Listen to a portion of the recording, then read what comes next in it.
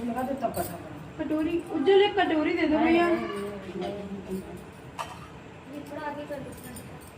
ला ये शंकर जी वाला वही बाद में लगी थी इधर नहीं पढ़ने लगा सब साथ ही लगा। हाँ वहाँ कितने सबका भोग लगा दो तब कथा करो। पार्वती ने लगाओ, शंकर जी का लगाओ। रवि सूती वाली साड़ी नहीं पहनो हैं कहां गिरो इधर उसका सूती साड़ी नहीं पहनो। एक उल्टी साड़ी सभी घरों के 3 बजे कोई सभी पहना और मंगाई कटोरी भी है वो तो लगी भी उज्जवल अरे एक तरह से रखियो तो खड़ी है तो सामान भोग सबका लगा दो तब कथा करो।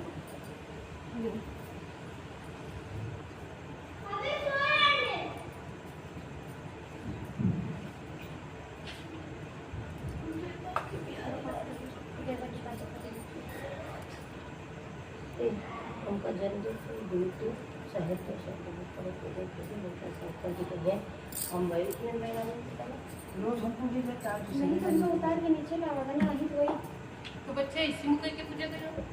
ऐसी पूजा का ही इधर था कहीं चुकी जब लोग कहीं के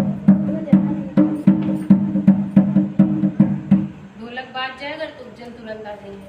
आगे लगा गे बोले कि बना ये देखो मेरे साथ में जीरा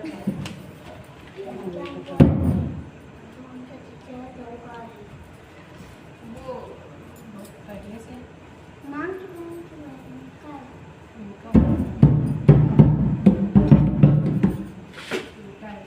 ये बनेगी नहीं भाई जल्दी आपके फोन का पासवर्ड आपके फोन का पासवर्ड लाओ वीडियो बना ले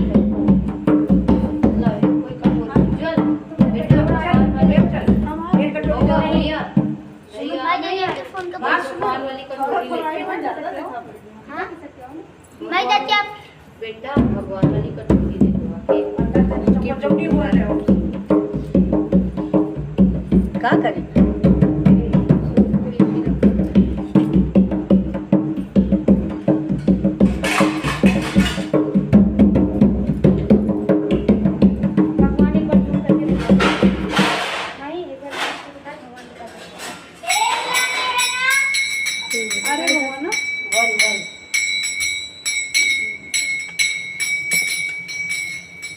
भगवानों का भी हम तलवार बन के वही ये रखो बेटा एक हमारा एक रख दो इसको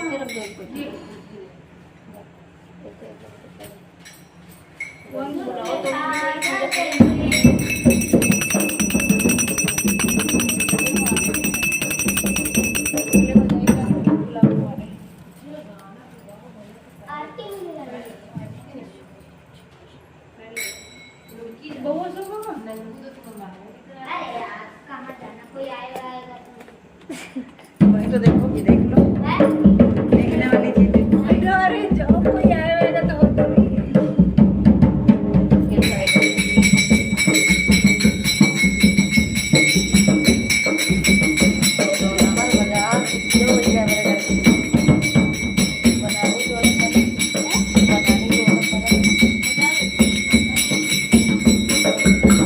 मम्मी बजा ले शंकर जी का निकालो मम्मी आज मैं बजा ले तो डिस्टर्ब ना करो प्लीज सॉरी जा सकते हो आप आज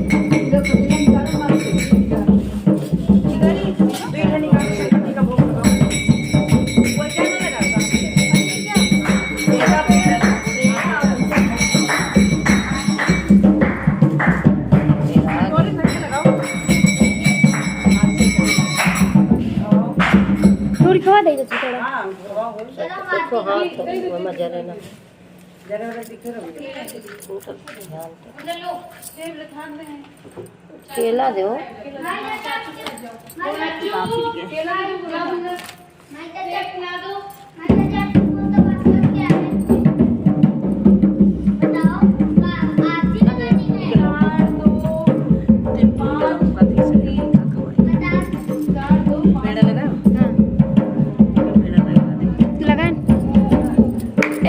कटोरी का ले ले जय शंकर भगवान।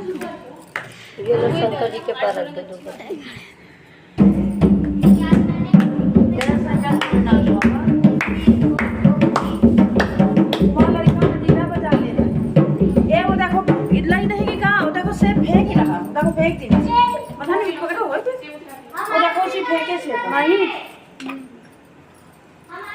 सीधा करके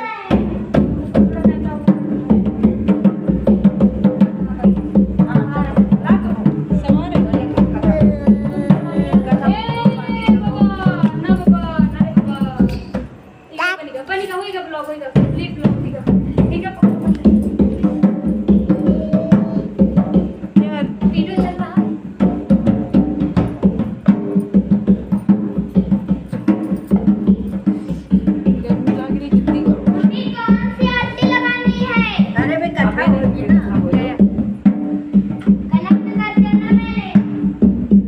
अब लगा का करे भैया।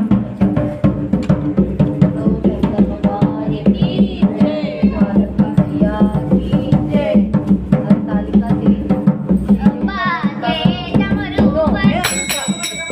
आरती मुझे सब कथा मुझे सुनाई न दे, मुझे समझ लो बेटा, डिस्टर्ब न करो। चढ़ा दो बता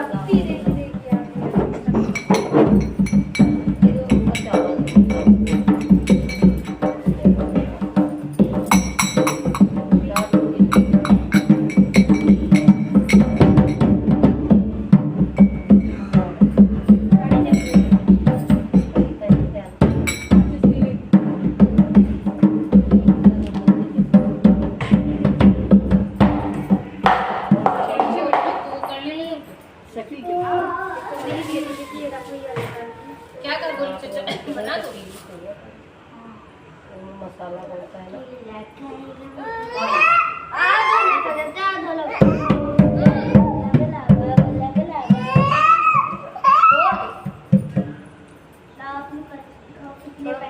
चोरी करने हैं। अरे पैसे मेरी डालने में